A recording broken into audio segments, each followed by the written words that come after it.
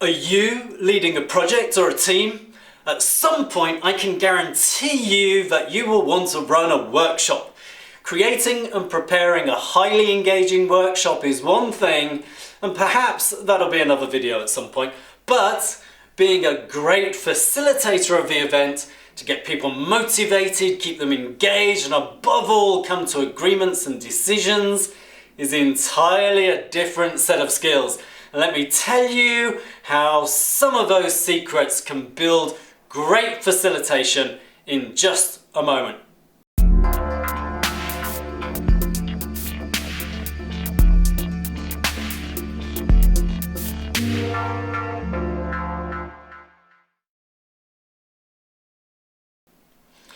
Becoming a great facilitator of teams working together to achieve an outcome takes time and a bit of experience. However, there are a few secrets that you can apply straight away to improve your level of facilitation success.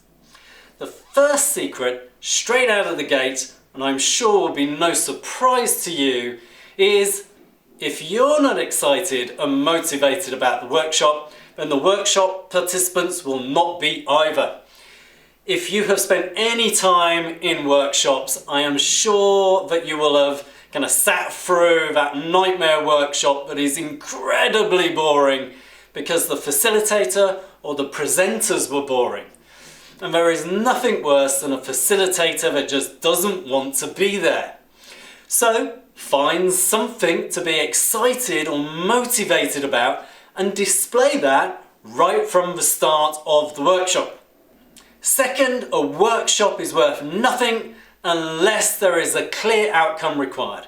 You can't facilitate and steer the participants if you don't know what you're aiming to achieve. And this sounds like it's simple, but is often the most difficult part of setting up and preparing a workshop that then you can facilitate really well. Pinning down the purpose and the outcome is essential. For this though, you can use a simple approach that should be used at an introduction of any event, because answering these questions will help you facilitate an awesome workshop. SPACER, which stands for Safety, Purpose, Agenda, Code of Conduct, Expectations and Roles. Safety. Outline the simple safety rules, either physically, where the toilets are and the emergency exit, or virtually what to do for connection fails. Purpose. Define the purpose of the workshop, what the outcomes, both in tangible outputs are, and how you want people to feel after the workshop.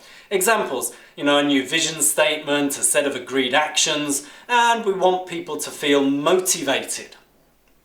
Agenda. Hopefully self-explanatory, however, consider short attention spans and a high level of interaction. There's nothing worse than 4 hours of straight back-to-back boring presentations. Code of conduct. Outline some simple rules that can make your life easier as a facilitator. You can even get participants to create their own code of conduct. But some simple ones like, no mobile phones, no doing emails, etc. while the workshop is running. Expectations. Clearly articulate what's expected. Example, we expect your full engagement and cooperation with your colleagues. We expect to walk out with a clear agreement. Roles. You're the facilitator, and there are some presenters perhaps, and the roles that other participants might have in the working sessions. You can even have some individuals that might take notes for you or keep track of time. Outlining these roles will help you focus on being the great facilitator. SPACER will help you structure and focus a great workshop. Preparing this structure will already significantly improve your facilitation and increase the success of the workshop. One other large part of facilitation is then bringing groups together to agree on the outcomes of the workshop. So for example, if your workshop is focused on trying to solve a problem, but not everyone agrees on the solution, how do you facilitate to get to an agreed result? Because if a group cannot reach agreement, then the workshop's not really been fully successful. So I'll show you a simple 3-step approach. Without facilitation, the natural progress of discussion goes something like this. A proposal is made, someone doesn't like it and disputes the proposal, then comes a counter proposal, which is then again disputed, and round in circles it goes, with no real agreement being reached. Or even worse, a kind of pseudo agreement gets reached, which will only break down later after the workshop.